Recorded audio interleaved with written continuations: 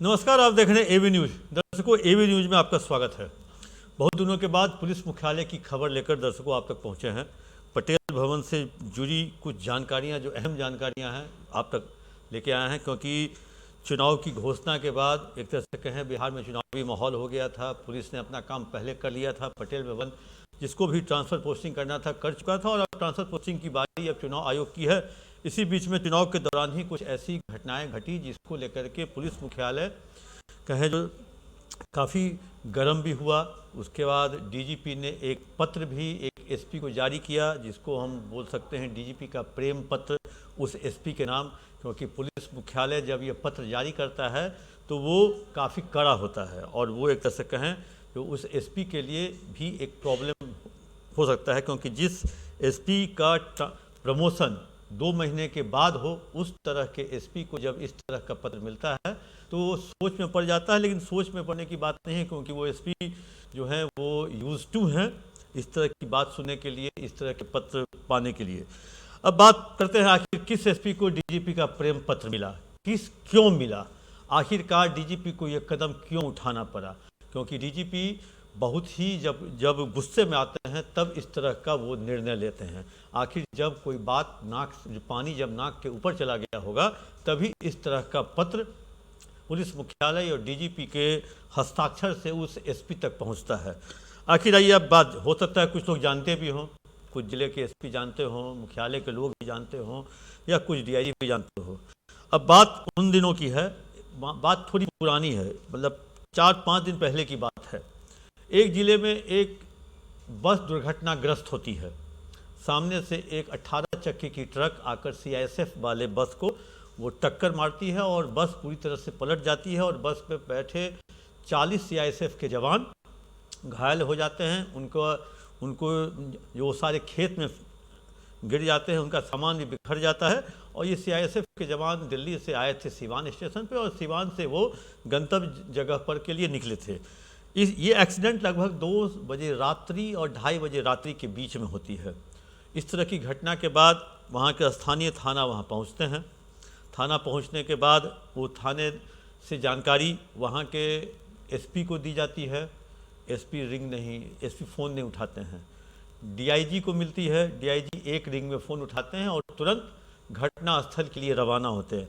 DIG ने भी उस ज़िले के एसपी को फ़ोन किया, वो फ़ोन पिक नहीं हुआ। डीआईजी खुद घटनास्थल के लिए निकल जाते हैं, वहाँ से हॉस्पिटल भी जाते हैं। इतना ही नहीं, डीजी कंट्रोल से भी उस एसपी के मोबाइल पर फ़ोन गया, फ़ोन पिकअप नहीं हुआ। इतना ही नहीं, यहीं तक बात नहीं खत्म हुई।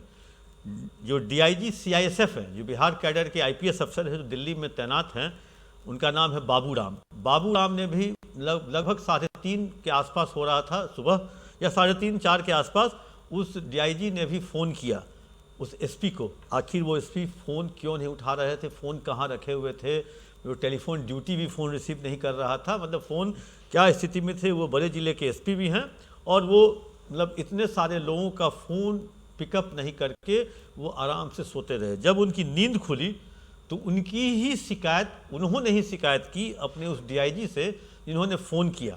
उन्होंने कहा जो सर आपने तो एक ही बार फ़ोन किया था, एक बार और रिंग बैक कर देते तो डीआईजी ने कहा जो मेरा यही काम नहीं था रिंग बैक करना, मुझे वहाँ पीओ पे पहुँचना था, मतलब प्लेस ऑफ ऑकरेंस, घटनास्थल, और वहाँ घायल सिपाहियों को उठाना था, उनको एकमा अस्पताल में भिजवाना था, और एकमा के बाद कुछ को पीएमसीएच रेफ़र किया गया और कुछ को पारस हॉस्पिटल में भी, जो 7 लोग थे जो बुरी तरह घायल थे, उनको पारस हॉस्पिटल में। अब देखिए इसकी जो कहें जो कितनी गंभीरता से सीआईएसएफ के अधिकारियों ने लिया। दूसरे दिन सीआईएसएफ के डीजी प्रवीण रंजन भी पहुंच जाते हैं पटना। बिहार के डीजीपी से बात करते हैं। डीजीपी से बात करने के बाद वो घायल सिपाहियों को देखने पारस हॉस्पिटल जाते हैं। फिर उसके बाद मुख्य सचिव से भी मिलते हैं और बहुत तरह की बातें भी होती है। और उसके बाद सीआरपीएफ के एडीजी भी आते हैं, और उन सारे घायल सिपाहियों से, जबकि वो हैं सीआईएसएफ के, लेकिन चुनाव की ड्यूटी में यहाँ बिहार आए हुए हैं। चुनाव की ड्यूटी में 500 कंपनियाँ सीएमएफ मतलब कहें सीपीएमएफ की आई हुई हैं, और उसको लेकर के एहतियात बरता जा रहा है। आखिर अब इस सारे मुद्दों पर डीजीपी नाराज़ होते हैं, जो आखिर इतने लोगों के फ़ोन कॉल्स उठाने करने के बाद भी एसपी के द्वारा फ़ोन रिसीव नहीं किया गया। घटना में कहें जो उनकी जो कहें कोताही और कहें जो एक तरह से अप्रसन्नता डीजीपी ने उनके कार्यशैली पर कि अप्रसन्नता जाहिर करते हुए एक पत्र लिखा, जिसको हम सटायर रूप में प्रेम पत्र कहते हैं। क्योंकि प्रमोशन से 2 महीना पहले अगर इस तरह का पत्र अगर किसी डीजीपी के द्वारा लिखा जाता है तो अपने आप में एक बहुत कहें जो सोचने वाली बात है। इतना ही नहीं, इस बीच में चुनाव के टीम की चुनाव घोषणा के बाद से लेकर के जिस तरह से चुनाव आयोग ने पूरे चीज़ को अपने कंट्रोल में ले लिया, जो 40 एसपी और 38 डीएम ने एक तरह से पूरे चीज़ों को अपने कंट्रोल में ले लिया, या एक तरह से कहें जो पूरे चीज़ को डीएम ही कंट्रोल कर रहे हैं। एसपी तो एक मॉनिटरिंग अफसर के रूप में पीछे पीछे जाते हैं, जहां भी डीएम का मूवमेंट होता है, चाहे वो बदगृह हो, चाहे वो मतदान केंद्र हो, चाहे काउंटिंग सेंटर हो, वहाँ डीएम ही नोडल अफसर हैं, डीएम ही उसके करता धरता है। वहाँ एसपी का जाना कहें जो एक तरह से मैंडेटरी है। इस बीच में पुलिस मुख्यालय ने कामकाज की समीक्षा भी शुरू कर दी। कामकाज की समीक्षा शुरू कर दी और पुलिस मुख्यालय ने कामकाज की समीक्षा के बाद एक तरह से पाया जो कुछ जिले ऐसे हैं जहां एसपी ने थाने को एक तरह से कहें जो नीलाम कर दिया, और वहीं पर इस तरह की समस्याएं आ रही हैं।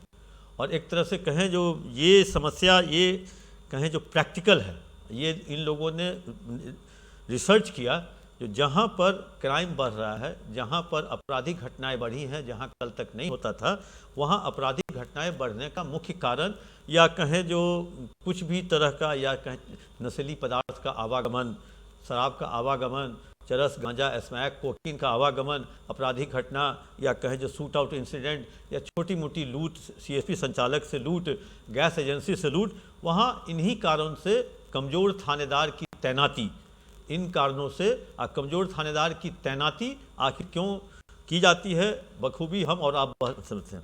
ऐसे चिन्हित किए गए कुछ जिले के एसपी, हम नाम नहीं लेंगे क्योंकि नाम लेने के बाद कटघरे में खड़ा हो जाएगा एबी न्यूज का ये रिपोर्टर, जो आपने किस आधार पे ये कहा।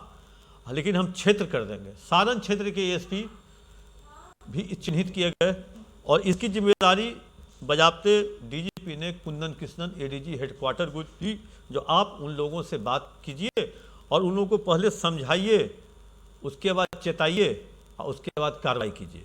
मतलब ट्रिपल आर, रखो, रोको और रगड़ो, ट्रिपल आर के फॉर्मूले पर चलने के लिए कहा। तो सारा क्षेत्र के एसपी थे, उनसे एडीजी हेडक्वार्टर ने बात की, पहले एक तरह से हरकाया, चेताया, समझाया। अब आगे का काम अब कुछ दिनों के काम काज को देखने के बाद होगा। दूसरे एसपी हैं तिरहुत क्षेत्र के, उनसे भी लोगों ने बात की, मुख्यालय के लोगों ने बात की। लोगों ने बात करने के बाद उनको समझाया भी, हरकाया भी, क्योंकि कुछ जिले के उस जिले के कई थानेदार से डीजीपी की भी कहें जनता दरबार में डीजीपी बैठते हैं, और डीजीपी जनता दरबार में जब बैठते हैं तो उनको किसी से बात करने से गुरेज नहीं है, परहेज नहीं है। वो आईओ से, चाहे वो एएसआई क्यों ना हो, एसआई हो, इंस्पेक्टर हो, सर्किल इंस्पेक्टर हो, डीएसपी हो या एएसपी हो, सबसे बात करते हैं। तो उनको बात करने के लहजे और अंदाज़ा से पता चल जाता है कि वो जिस व्यक्ति से वो बात कर रहे हैं वो एसएचओ लायक है कि नहीं है। तो तिरहुत क्षेत्र का एक जिला है जिसकी एसपी की भी समस्या यही है। एक चलते हैं मिथिलांचल में, मिथिलांचल से मैं आता हूँ। मिथिलांचल में 3 जिला है, समस्तीपुर, दरभंगा और मधुबनी। मिथिलांचल के एक जिले के एसपी से भी टारगेट पे हैं, उनके वो भी रडार पे हैं। उनसे भी बातचीत हुई, मुख्यालय ने उनको पहले समझाया है, फिर हरकाया है, फिर चेताया है। अब देखना है जो इन सब के बाद वो एसपी कितना समझ पाते हैं। चौथा है एक सीमांचल। सीमांचल में डीजीपी ने साफ तौर पे कह दिया, जो कुंदन जी आप इसको संभालिए। कुंदन कृष्णन ने कहा जो मैं भी इसको नहीं संभाल पाऊंगा, क्योंकि ये डायरेक्ट हो गया है। डायरेक्ट मतलब सरकार से, डायरेक्ट मतलब आप समझ गए होंगे किससे डायरेक्ट हो गया है। एक तरह से कहें जो इन चारों जिले के एसपी को अभी तत्काल समझाया गया है, एक को तो प्रेम पत्र भी जारी हो गया है। और ये मतलब ऐसा नहीं है जो आंख मूंद कर पुलिस मुख्यालय सोया हुआ है। पुलिस मुख्यालय के पास जो अपराध की जो फिगर, जो कन्विक्शन का फिगर, जो क्राइम जो रिकॉर्ड है, उसके आधार पे वो आकलन करते हैं। और इतना ही नहीं, जो जनता दरबार में जो फीडबैक मिलता है वो भी आकलन का एक आधार होता है। चावल अगर आप बनाते हैं तो 2 ही दाना आप निकाल कर उससे देखते हैं कि वो सीधा है कि नहीं सीधा है। लेकिन जो अगर एक ज़िले से अगर 4 लोग आ जाते हैं और चारों की समस्या एक रहती है तो डीजीपी समझ जाते हैं जो वहाँ की यह कॉमन समस्या है। इसीलिए अभी 4 ज़िले के एसपी रडार पे हैं। वैसे 4 ज़िले और हैं जिसके बारे में डीजीपी साफ तौर पे कहते हैं, क्या कीजिएगा, ईमानदार है लेकिन इनकम्पिटेंट है, इनकम्पिटेंट है लेकिन ईमानदार है। अब डीजीपी कहते हैं जो क्या करना है, जब हमको इनकम्पिटेंट के रूप में ईमानदार मिलता है तो हम ईमानदार प्रेफर पहले करते हैं, इनकम्पिटेंट को तो हम लोग मुख्यालय से भी कम्पिटेंट बना देंगे। वैसी स्थिति में अब देखिए जी ईमानदारी किस हद तक मुख्यालय में एक तरह से उन्होंने इसको पैमाना बना लिया है, जो इनकम्पिटेंट चलेगा लेकिन इनकम्पिटेंट चलेगा लेकिन ईमानदार हमको चाहिए। तो वैसी स्थिति में मुख्यालय की आज ये खबर थी। कल मैं वो खबर लेके आऊँगा दर्शकों, जो किस आईपीएस को नोटिस दिया गया है, ये क्यों ना आपके खिलाफ कार्रवाई की जाए। बिहार के वो कौन 2 आईपीएस हैं जिनके खिलाफ यह दिया गया है मुख्यालय की तरफ से, क्यों ना आपके खिलाफ कार्रवाई की जाए, क्यों ना आपके खिलाफ एफआईआर किया जाए। कल मैं वो खबर लेकर दर्शकों आप तक पहुंचूंगा। तब तक के लिए दीजिए इजाज़त। आप अपना कमेंट बॉक्स में देना न भूलें।